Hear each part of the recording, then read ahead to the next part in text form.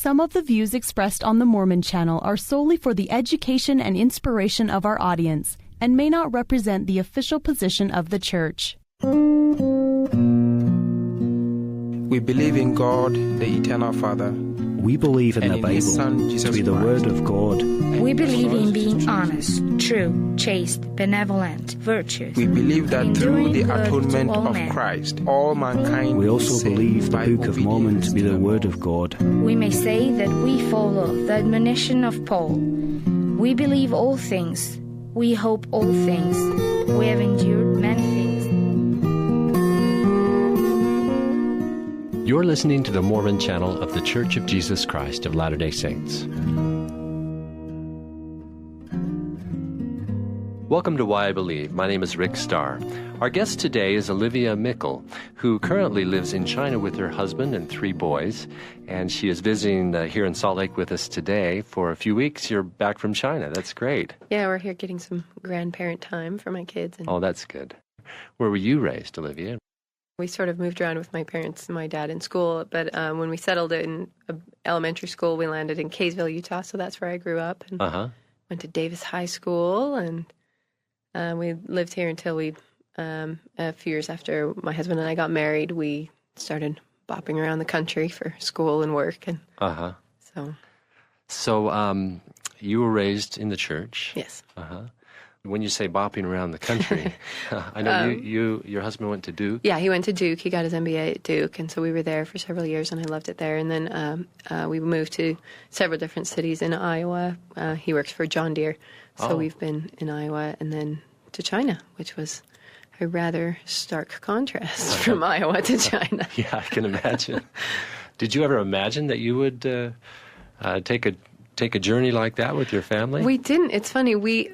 From the time we got married, we talked about how we really wanted to give our children an international experience. We felt that the experiences we had in international and just travel were very valuable, and that's something we really wanted our children to have. And so we always talked about moving overseas, but China was never on my list. And it was funny because when we were going over the list of options, especially with John Deere, places that we could end up, I always just sort of passed right over China and in China, but we won't go there.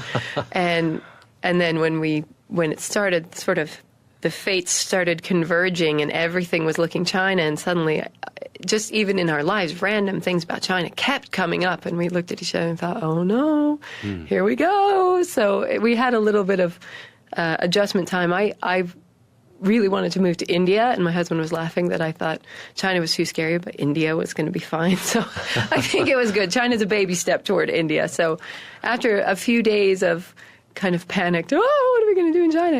I was very excited, and we really thought, who else gets to live in China with their children? So we were really excited about it. How long has your family been in China now? We've been there 2.5 years now. Okay.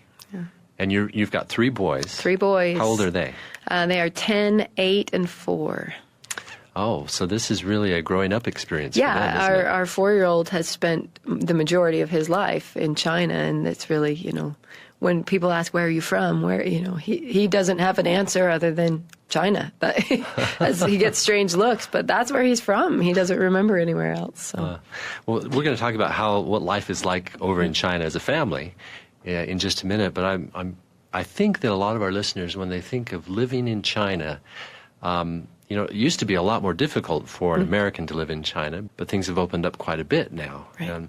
Describe what that's like now, getting into China as an American family to live, into mainland China. I hate to dispel the myth because I really enjoy the China, and people think I'm this brave pioneer. It's really shockingly easy to live in China as an expat. Well, I will qualify. To live in Beijing, there are many places in China where it would be very, very difficult to live as an expat. Because there is such a huge international community in Beijing, you can sort of exist in an American bubble as much as you would like. So our neighborhood, for instance, you live in a gated community. Almost all foreigners live within a gated community, and ours is about 50% Chinese, 50% foreigners, but all of the neighborhoods surrounding us are more than 95% foreigners. So we really are existing in a very unique environment there where you have neighbors from every country that you've ever heard of and several that I had never heard of. And and yet you are living in China, so you can sort of decide the level of your comfort. There are some people who aren't enjoying it very much there, and they can live in an American bubble and really not experience much of China if they don't want to. Or you can go out and immerse yourself in China as much as you would like.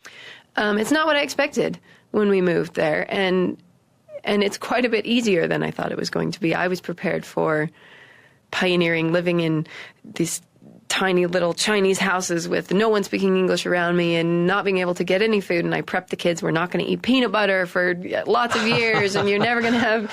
And I was really... And I didn't know, can we eat the fruit? Can we drink the water? You know? Yeah. And so it was a really pleasant surprise when we moved there, and it was really a very smooth, easy transition.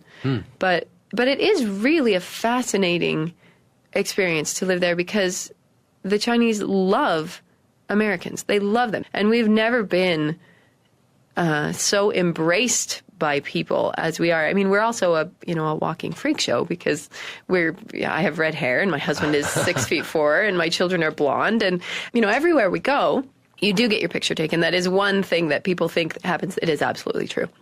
And your children will be snagged for pictures. And my children love it. They think they're rock stars. And to the point where my 10-year-old is sometimes leaping into pictures where he's not wanted. He just assumes if a camera is out, it's aimed at him. So he goes and joins another family. So he gets in people's pictures who really didn't want him there. It's a very friendly sort of interest. It's not, oh, look at those weird people. They're just so excited to talk to you and to even just stand next to you. That is really great. They are such a friendly country, and the people are just so genuinely happy and outgoing and want to talk to you and want to, even if they know 4 words of English, they're leaning out their car window yelling, "Hello, how are you?" Oh, that's as they're great. Waving as you go past. My children love it. They love my children. It's really nice. That's great. Talk about the area that you live in as far as the you talked a little bit about the community. Yeah. But how do your children go to school? What's that like? There's an international school, because there are 18 million people in Beijing. There are 160,000 foreigners living in Beijing. Mm-hmm. So they live in pockets, and so our pocket is quite small, and it feels like a small town, not a small town, but a small city within a city. And there is an international school there, which is a really, I can't say enough good things about the school. It's an unbelievably good school. Are they taught in English? Yes, it's in English. It's a completely English curriculum. It's based on an American curriculum mostly. There are some things that they've brought in from British curriculum, Australian curriculum. Mm-hmm. But it is an English-based education, and it's all international students. And all of the teachers are from all over the world, but they have to speak English at a first language level. So they are either a native English speaker, or the English is so good that you really cannot tell. Mm-hmm. So it's a really fascinating experience. My second grader's class has 14 children in it. Oh, wow. That tells you what you need to know right there. There are 14 children in a second grade class, but in his class, there are, I think, 9 different countries represented within 14 children. Incredible. And what an experience for your children. It's really an amazing experience. This education they're getting is just incredible. Do they learn Chinese in school, or do they learn just Chinese by immersion in the community?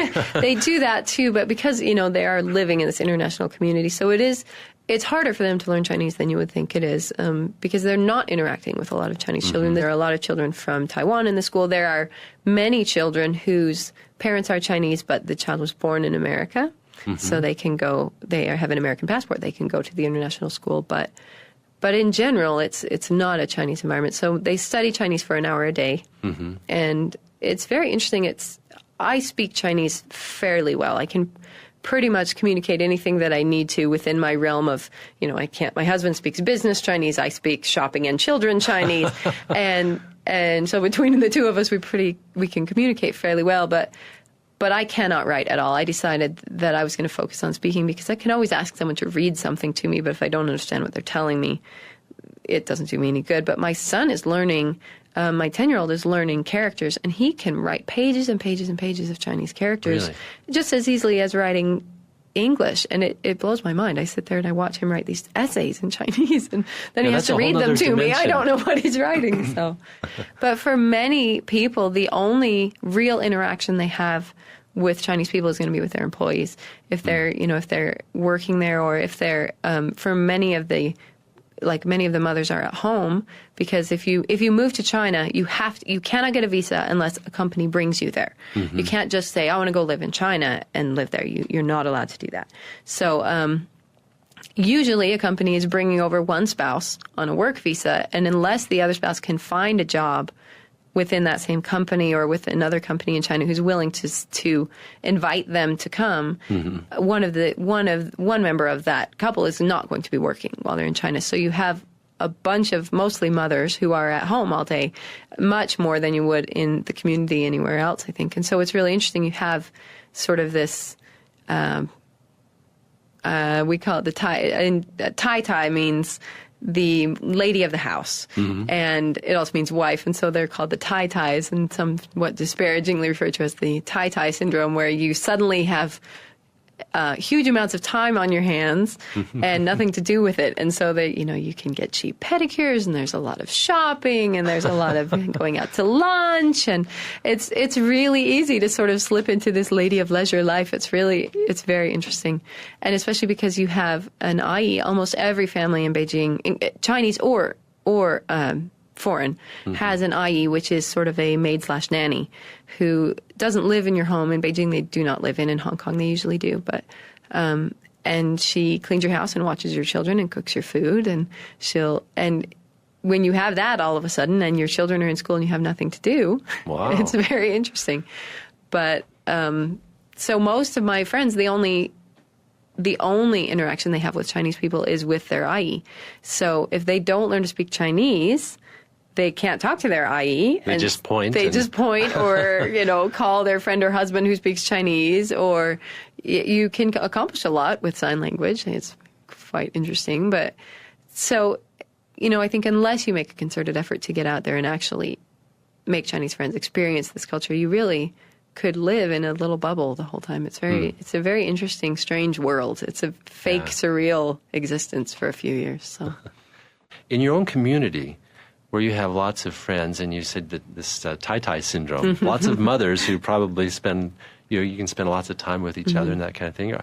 Well, are you allowed to talk to other internationals? Are you allowed to talk about the church and that kind of thing? Yes, we are. To anyone with a foreign passport, we can talk about anything we want. Mm-hmm. And we, you can do any missionary work that you could do mm-hmm. In America, you could do there. But among Chinese nationals, we are not allowed to even answer questions. Mm. We're not allowed to bring it up at all. We're not allowed to interact with the Chinese branch. There is a Chinese branch. They consist of Chinese nationals who joined the church while overseas. So maybe they went to school, went to BYU. A lot of Chinese people go to BYU because it's a fairly cheap way to get a graduate education in America. So many people are joining the church overseas and then moving back to China. They are allowed to go to church, but they are not allowed to go to church with foreigners. And so we have two branches of foreigners who meet in the morning, sort of crammed together, overlapping, and then there is an hour where we clear the building, and then the Chinese branch comes in. I think it does sort of change your perspective on things. When you're not allowed to talk about it, suddenly you want to talk about it all the time. You realize how much you want to share this message with people who really seem to want to hear it, and it's very frustrating not to be able to say anything about it. But we also, it's comforting because, I don't know, we have interesting experiences. When you come back from China, you get varied reactions when people ask, oh, where are you from? Where are you living? And we get everything from very excited to just sort of shocked silence. Why would anyone move to China? And one of the things that we notice is that people do seem to have a fearful response to China. And I guess I never experienced that. My family growing up was very international minded. They were very, we were encouraged to explore the world, and my parents didn't really have the money to explore the world, but they would occasionally with their university professors, and so with college tours they would go, and it was always something that I was very interested in and always something that I wanted to do. And I find myself keep being shocked at the reaction of people that I understand China is not for everyone, but that people would be horrified that I would choose to live in China surprises me. And one of the things I try to do is change people's perspectives on what China is like. We hear a lot of crazy things, a lot of really strange, sort of fear-mongering things about the Chinese people. And it's frustrating and it's disturbing because I love the Chinese people, and they are kind and sweet and not what they're portrayed to be in many aspects of American culture and in many aspects of the media currently. They're just universally delightful people. Yeah. So.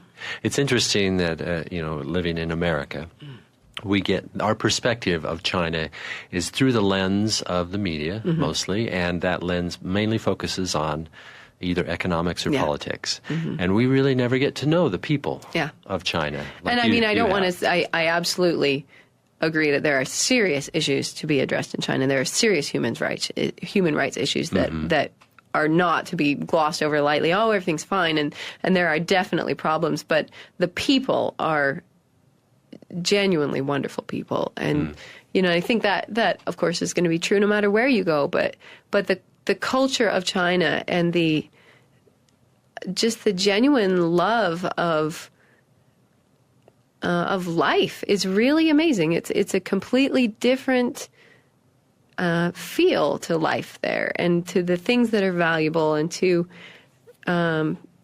just the way you look at your life is completely different. And it's been a very life-changing experience for me and for my family to get a different perspective on what's important, what matters, how you need to live your life, and what to expect out of your life. It's been very eye-opening and interesting for us. Wow. We'd like to remind our listeners that you're listening to the Mormon channel of the Church of Jesus Christ of Latter-day Saints. Our guest today is Olivia Meikle, who lives in China with her husband and 3 boys. And you're here back visiting the U.S. during the summertime with your 3 boys, I assume. Your husband's still in China. Yep, he arrives tomorrow. So. He'll be here soon to join you. And I know that's the case that a lot of families who live in a lot of expat situations in other nations. A lot of the families will come back to visit grandparents, like you said, get some grandparent time, and sometimes the husbands are left back in the country for a little while, or they may join at a later time. But in fact, talk about that. Before the program, we were talking about the husband groups that get together. The branches are funny because there is sort of the summer flight where, as soon as school gets out, a lot of the families, a lot of the children and the women leave, and many of them have homes in America where they go for the summer, but of course many of the men are not. They have to work, and they can't leave for the entire the summer in quotes in China, because of the way international schools work. You get off the Chinese holidays and the Western holidays, so the summer is very short. It's really 6 weeks long, because maybe it's 7 weeks long, because when you take off a week for Chinese holidays and a week for Christmas and a week, you run out of time. So it's not the entire summer, but there's a significant section of the branch that leaves for the entire summer. Mostly women and children. The women and children. And so there are many weeks where it's 3 women and 20 men, and we're all sitting looking at each other saying, well, what do we do now? And at one point last summer, I was the only woman at church. And so I taught my children, who were the only children at church in primary, and the men had their meetings, and these men are sort of left behind to fend for themselves, and so they call them slob evenings, single lonely old bachelors, and they go to the people's house who have many of the foreign service members have American TV, and they can watch basketball games and football games, and they eat man food and watch man TV.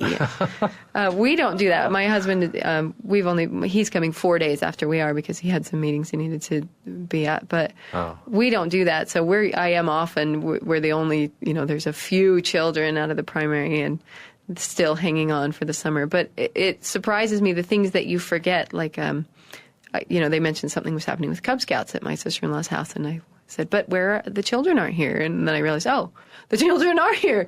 In the real world, people stay where they live for the summer. You just lose your perspective on what's normal. It's very funny.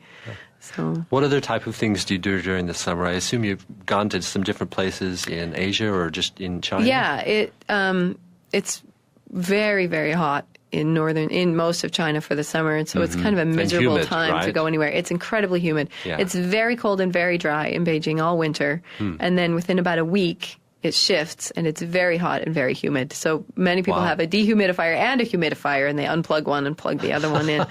So you get about 3 nice weeks of weather, and then the rest of the time it's not great. But it is, I mean, Beijing is surprising. When we moved there and I got off the plane and I looked around, I was very disappointed because I expected it to look like what China looks like in Americans' view, and the mountains and, the Chinese paintings that you see, and the rivers and the mountains and the mist, and it looks shockingly like Iowa. I mean, it looks like Chicago. It looks. You mean there's a lot of flat lands? It's flat, and Beijing is flat.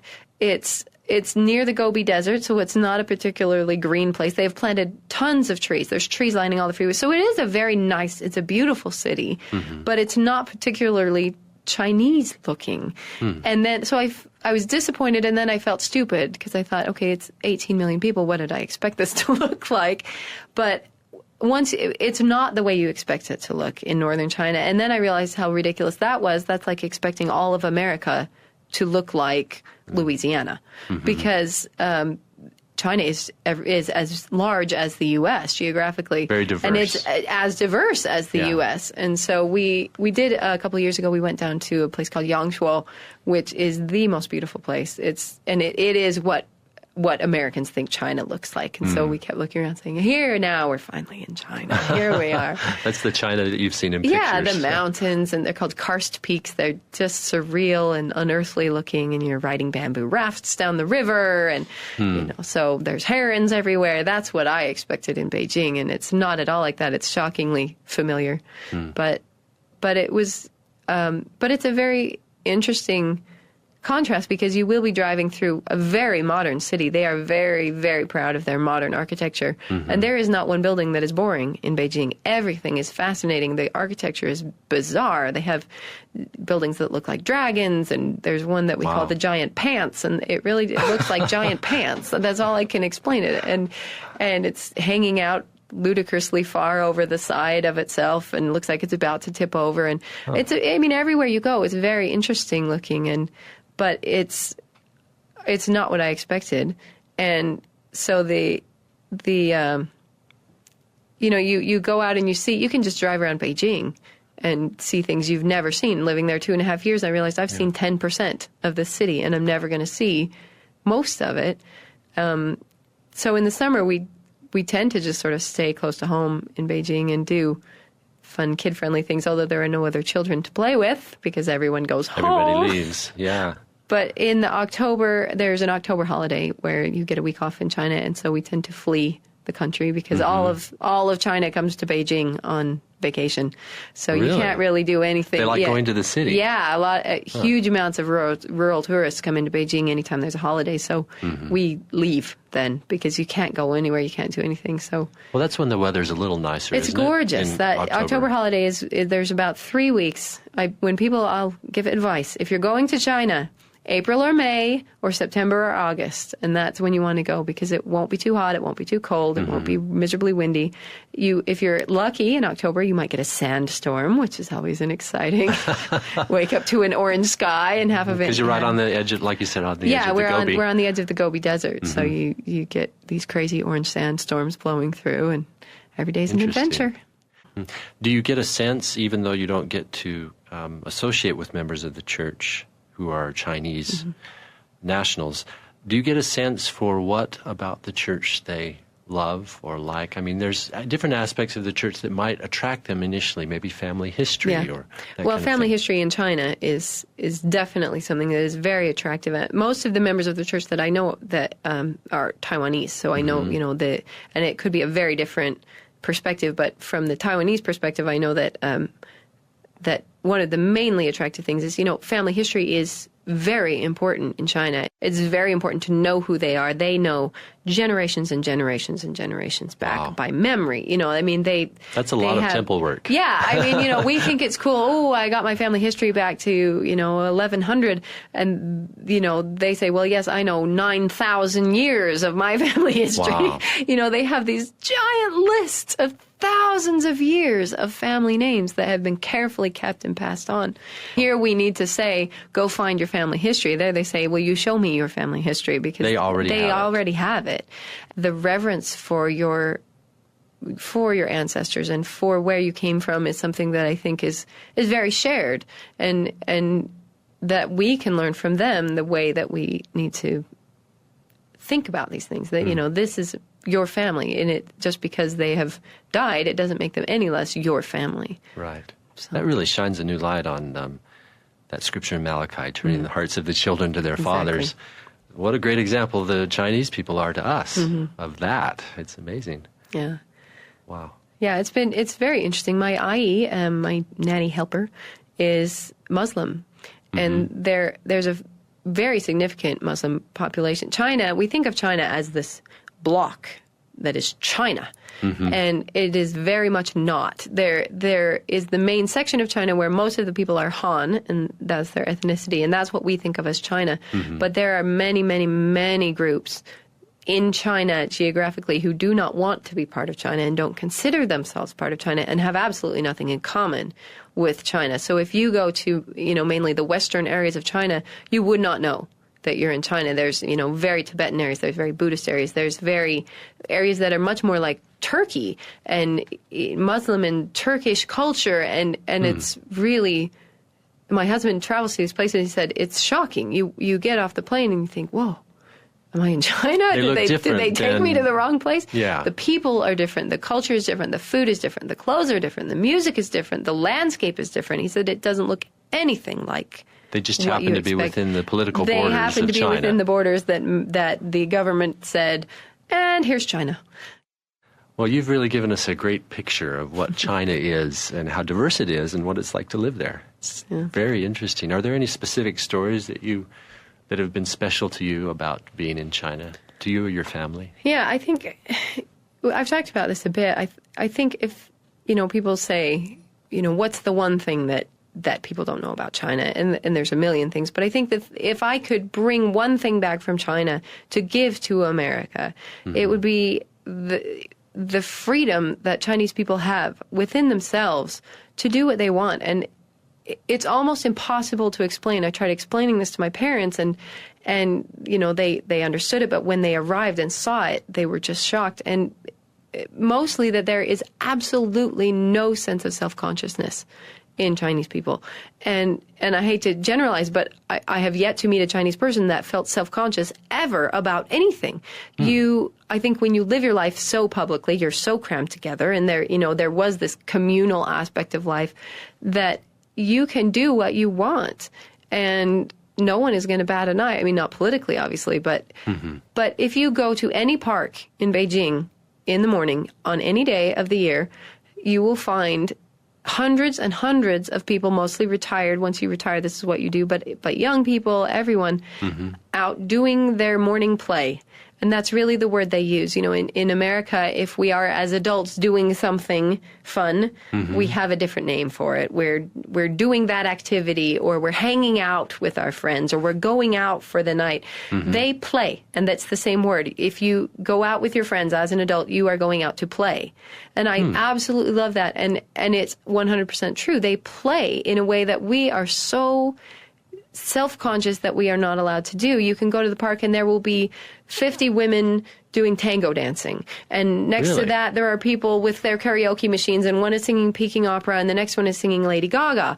And after that, there's people doing Tai Chi, and after that, there's people doing aerobic dance. And next to them, there's people in full-on costumes doing ethnic minority dance. And next to them, there's people playing poker and Chinese checkers and knitting little hats and sitting around and talking to their friends. And then there's people doing Western swing dancing. And then they're everywhere. It's just, the park is packed with people for about 3 hours in the morning having fun with their friends.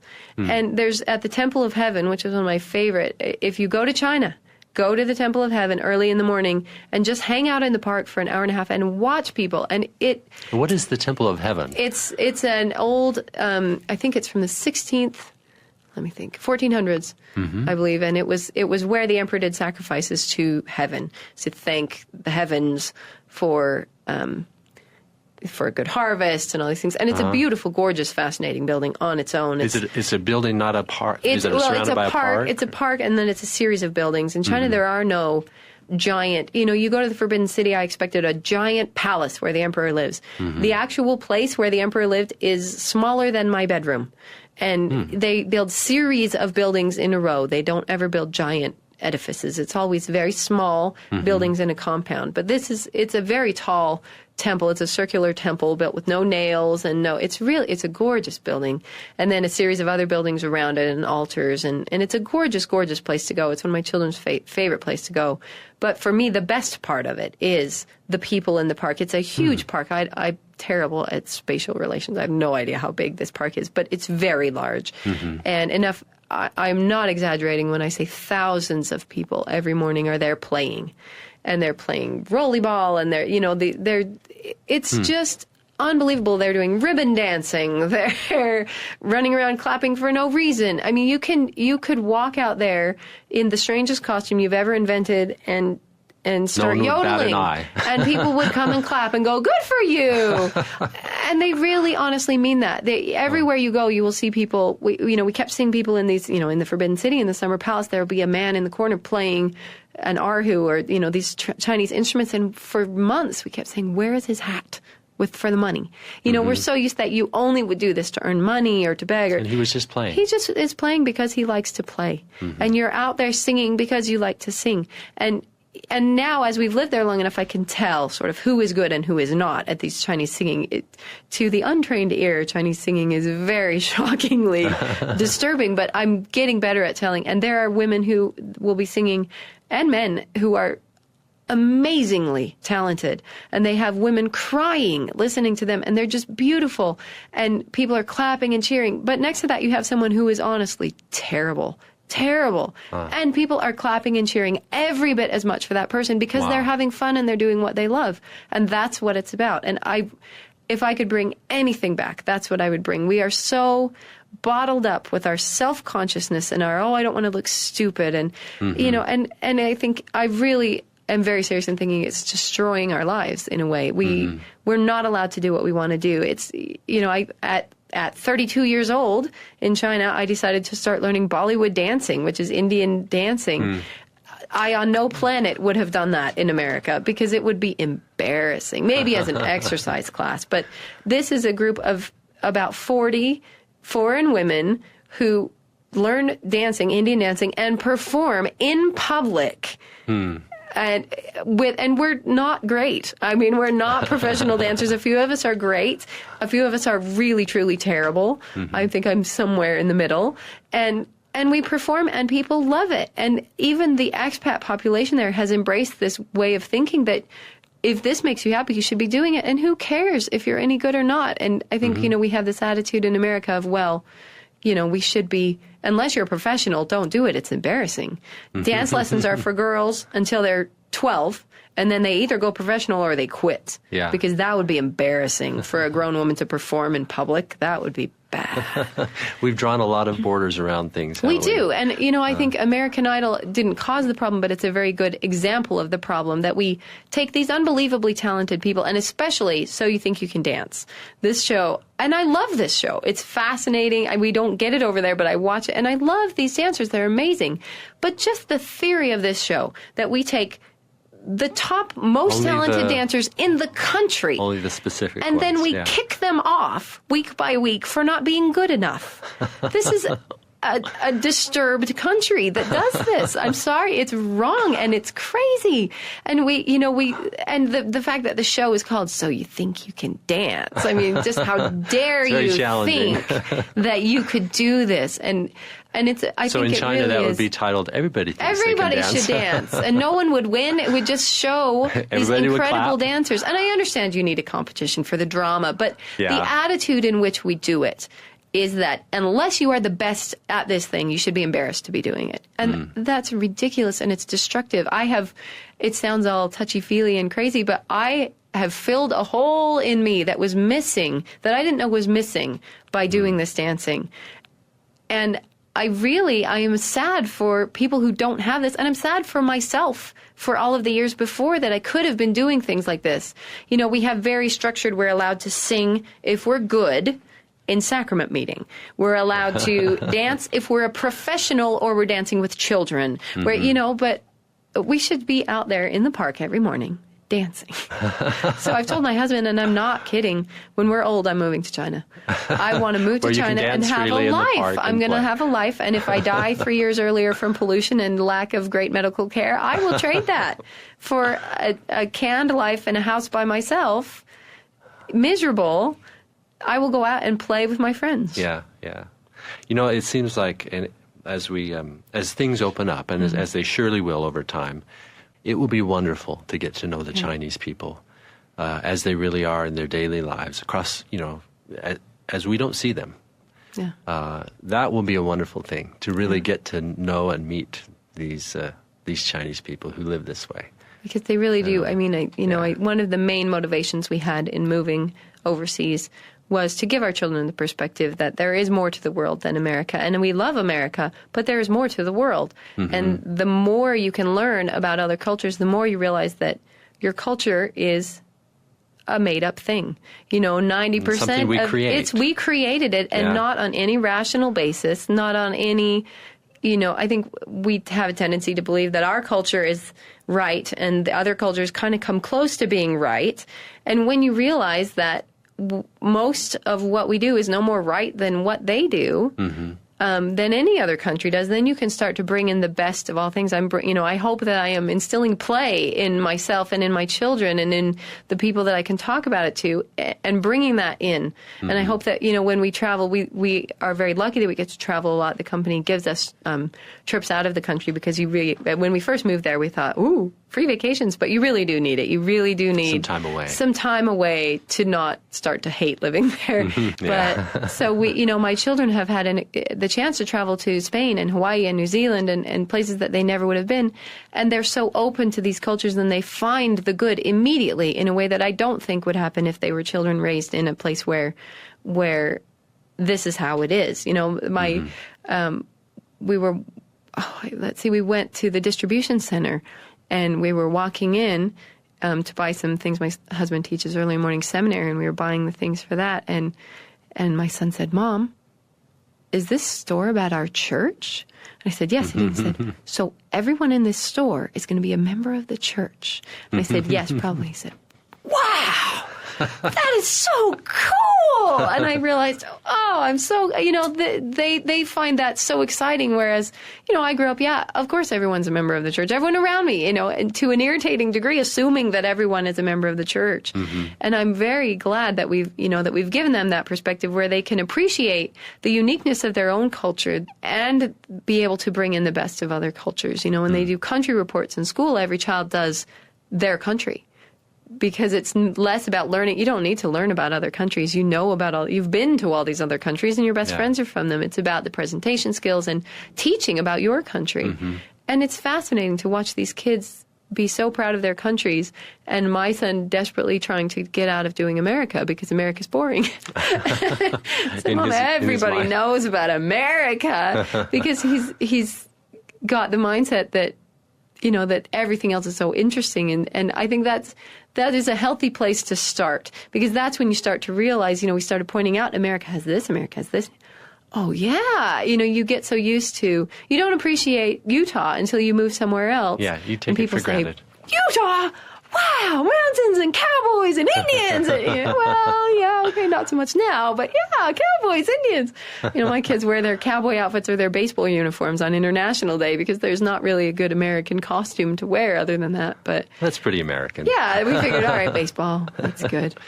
Well, Olivia, we have just a few minutes left before we need to close out our program. But before we do, you've touched on this just a little bit already, but talk a little bit about how living in China has affected your appreciation for the gospel. And then if we could close out by you sharing your testimony, that'd be wonderful. It was unexpected, the difference. That I didn't really think about that aspect of it when we moved, and I didn't know what to expect when we first found that we were moving to China. We expected to be going to church in our house by ourselves, or we didn't expect to have. And we have a huge branch. It's a branch only in name, I think, because of the way it works with the government. But we have, I think it's 130 people in our branch. And it was really interesting. I came from a ward that I was not overly fond of. And so I really wasn't sure what to expect there. And people said, oh, the church is so close and you'll make all these friends and all of the members are best friends. And I thought, oh no, I don't want to move to China to live in Utah. I don't want to, but it was a very amazing experience to me because these people are mostly Foreign Service members who have lived all over the world. We're boring old only lived in China. They've lived in 5 or 7 countries. And the perspective on the gospel that you get with people who understand that, who understand how the gospel works all over the world, and who have lived every aspect of the gospel in so many different ways, and who have gone to church with 4 people, and have gone to church where they don't speak the language for a year. And you start to focus in on the core issues that are really important, and you can separate out gospel from culture. You can separate out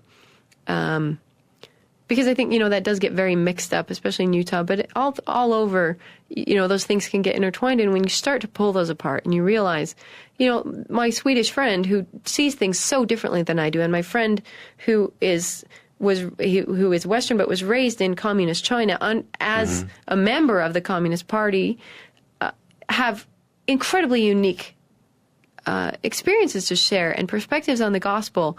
And my testimony has really grown so strong on things that I had never even thought about, aspects of the gospel that I had never thought about, and the way it really is true for everyone, and that there is truth in there for every culture, for every place that you're coming from. And though we might have vastly different answers to the questions that people pose in Relief Society, they are all correct answers. And that the value of those perspectives in strengthening my testimony has been really amazing. And I think my children are asking questions that I never dreamed of asking until I hit college, because they see this huge mix of religions and cultures, and they understand those things, and they're asking profound spiritual questions because they're so open to these things. And I watch their testimonies grow so strong at such a young age from this. And it's been very interesting to me. My son, when he was 8 years old, right after he got baptized, said, "Mom, how do we know God is God?" And I just thought, oh, okay, so I got to break out the college philosophy books and the C.S. Lewis. And these are profound questions, and we can have these very long discussions and build testimonies and have those hard questions asked at an early age so that they don't shock you when they hit you at 18 in college. Oh, how do we know God is God? How do we know that this stuff is true? And ask them when the simple faith of a child can help those questions be answered. And the ability to see the other perspectives strengthening yours instead of other perspectives attacking you. I think when you get old enough, you can see any question as attacking what you believe. And I think my children have been able to gain the ability to see questions as a very valuable tool in strengthening their testimony. How do we know that God is God? How do we know that these things that we're learning are true? And just the fundamental questions become so much more important when you're in this environment and when you are out in the thick of it, I think. just the idea that your religion is limited obviously immediately makes it more valuable to you. You realize how important it is and how much you value it when you realize that it might be gone, at any moment. And that's a very strong motivator to me to make sure that I understand, and that if I couldn't go to church, that I would remain strong in the gospel. And it absolutely has done that for me. And I do have a very strong testimony that this gospel is the truth, and that it offers truth to everyone in the world in a way that they can understand it. And if we, the more that we open up as a church, the more important it becomes that we understand that difference, the difference between what the gospel offers and what the culture offers. And I think it's been very fun for me to watch the church doing that, and to watch it figuring those things out in my branch, right in front of me. Well, why do we do it that way? Well, why do we do it that way? We have members asking who have joined the church just recently from foreign countries saying, but why is it important that we do that? Oh, why is that important? I don't know. And you have to think those things through. And sometimes it's not important. And sometimes, this is why that's important. So it's been a very, very testimony strengthening and valuable experience for me. Wonderful. Olivia, thank you so much for being with us today on Why I Believe. You've just given a wonderful, unique perspective about your experience in China. Thanks. It's been great to have you here with us. Thanks. It's been fun. Olivia Meikle has been our guest today on Why I Believe. We appreciate your listening and remind you that you're listening to the Mormon channel of the Church of Jesus Christ of Latter-day Saints. Thanks for listening, and have a great day.